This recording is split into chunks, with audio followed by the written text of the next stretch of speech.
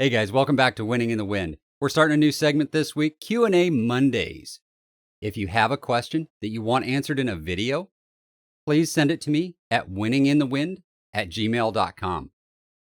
For today, I have a question from a person on Accurate Shooter. It says, Keith, as a beginner in F-Class, I enjoyed your YouTube videos. I have shot 6 BRX in mid-range and now want to go to a long-range setup. I think the straight 284 may be the direction. Could you give me some direction? I prefer a no-turn setup if possible. All right. A lot of things to cover here. Let's cover them all in one shot. The straight 284, yes, that is the best cartridge to start with. I don't think there's anything better out there right now. I wouldn't recommend anything else. Go with a straight 284. As far as no-turn setups, absolutely. A lot of people are running no-turn setups with great effect right now. Your gunsmith may have a chamber reamer for that already. Free bore needs to be between about 220 and 250 thousandths. It's a pretty wide range. You can get away with a little shorter, a little longer. But if you're going to run the 180 hybrid, which is the standard bullet, that 220 to 250 works out real well. If you can't get the 180 hybrid, go for the 180 VLD. The Target VLD. The BC is as good or better than the Target hybrid. And although a little tougher to tune on seating depth, it's a great bullet with great precision. I would stay with those two Berger bullets. I wouldn't vary from those two unless I could find nothing else to shoot. All right. Powders. Let's talk about powders. H4350 is the standard when you're beginning with a straight 284. It's a simple powder. It's temperature tolerant. It's easy to tune. You're looking for 2,800 feet a second. Add a couple tenths, take a couple tenths off. You'll find it in there somewhere really quickly.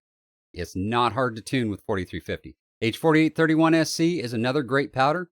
You're going to do a little more tuning with it. You're going to have to come up a little bit. You're going to find it in there, maybe 2830s or so. And seating depths, you know what? Start 15 off, work back. You'll find it. It doesn't take long. The last thing I think that I have a question here about is high node versus low node. There isn't a high node. Just listen to me. There is not a high node in the 284. What people call the low node is what all of us are shooting in, somewhere between 2770 and 2820, depending on barrel length and which powder's being used and those things. Stay in that band.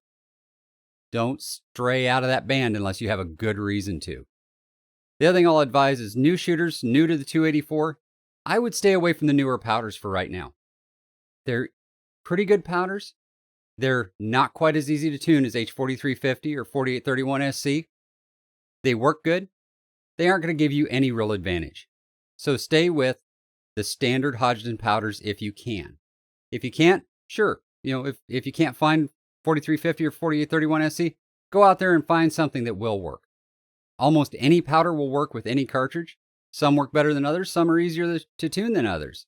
You'll figure it out pretty quickly. Last thought on straight 284s. It takes a straight 284 a little while to speed up. So don't go out there and tune it immediately and then be surprised when it jumps up 50 or 80 feet a second after 160, 170 rounds. Make sure you get plenty of rounds through the gun before you do your final tune. You can do a rough tune right from the beginning, and then as it speeds up, find a new tune. All right, I hope this was helpful to everyone. If you have a question, please send it to winninginthewind@gmail.com, and I'll answer it in a video.